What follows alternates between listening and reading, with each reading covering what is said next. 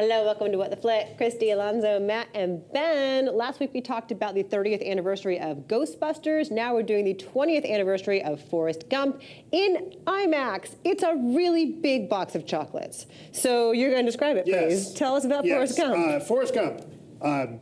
If you are new to the planet Earth, there was a movie 20 years ago called Forrest Gump, starred Tom Hanks and Sally Field, and it's about a guy who is mentally challenged and manages to fail upwards consistently. I'm not going to make any reference to anyone political, but let's watch the clip. In its day, this seems so high-tech and so revolutionary, and I think that our opinion of it, I'll speak for myself, was totally different 20 years ago than it is now. I have to admit, I mean, yeah, I remember I went to a press screening, and I was kind of into it, and I think, looking back, I was giving this movie so much credit. Like, the song choices are all so on the nose. Like, the minute where Jenny decides to hitchhike a ride to San Francisco, they play, if you go to San Francisco, be sure to wear flowers in your hair. When she's jumping out the window, they play Freebird. Yes, and so I thought, oh, this is hilarious. These song choices are a great, like, parody or satire or something. No, just lazy, right? You know, and that's just like the tiniest thing wrong with this movie. Yeah, it has, I think, aged really terribly, because I think the more that you think about this movie and what it's really saying, the more kind of horrifying it becomes, because it really is this sort of thing of don't ask questions. Right. You know, amble along, you know, conform, or you will die horribly. But if you just go with the flow and don't make any trouble, you know, everything will land in your lap. Yeah. That's interesting. I didn't really think about it in those terms. I got so irritated when I was 27 and watching this movie at the jogging. Just because I thought running on empty. Was that we get a little Jackson on Brown? There, yeah. So it became, because what I thought was interesting about it, if you stop looking at the message and just looking at look what can happen, look how we can reward this kind of thing, and that maybe it's not praising that, but maybe it's condemning that. You know, but all of it seemed credible to me. All of it felt a little bit real until he jogged across the country. And then all these people inexplicably joined him, and I just thought that was an effort to make a larger, bigger, more human point that I think that completely lost me and took it in a different direction. I mean, I hated that part of the movie so much.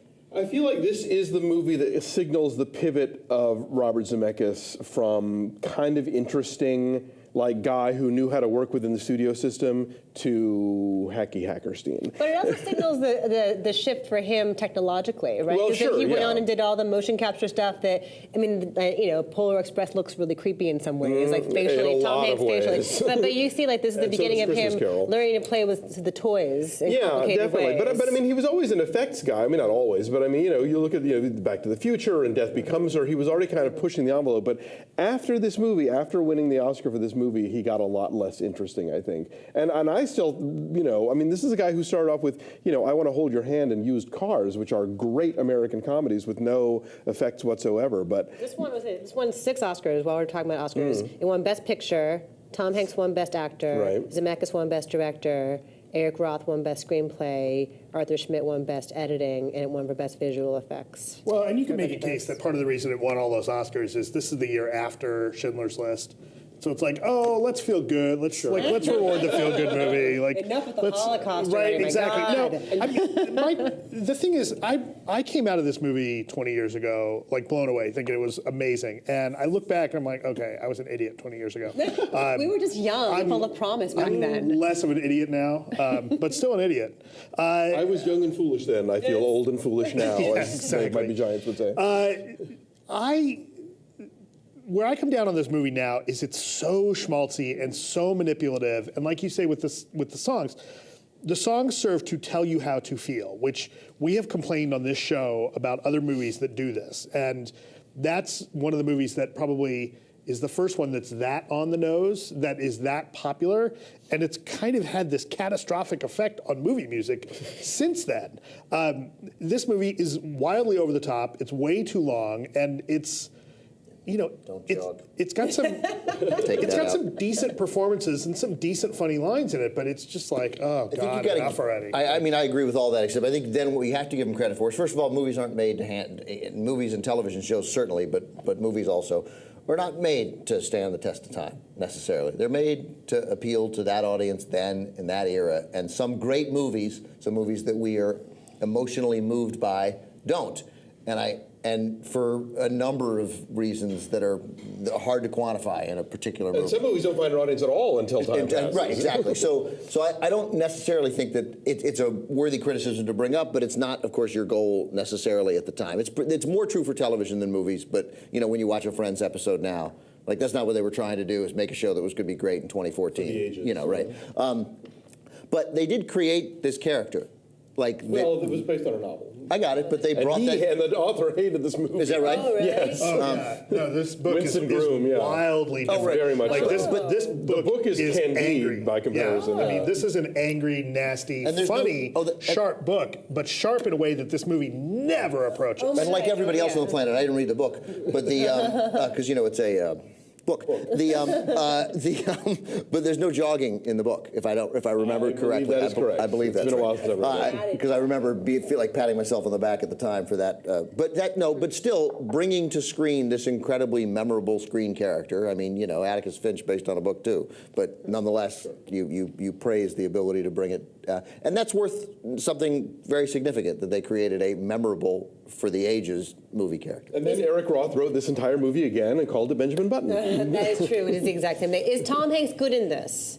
Right? He wins Best Actor for it. Made it 2 in a row. It's kind of a one-note role the whole way through. I mean, the time evolves. He goes through decades. And Is he good? Yes. I don't think it's that challenging a role. I don't think it was. It's a a one-note I think he thing. adds some subtlety to it. I think that you can't help it. He's so good. There's a deadpan comic timing certainly that he brings to it. And at the end, when he meets casting's the his, problem in this movie. is the casting's a problem? The cast is it's not not the a problem. problem. The scene at the end where he realizes he has a child. Right? That's a little.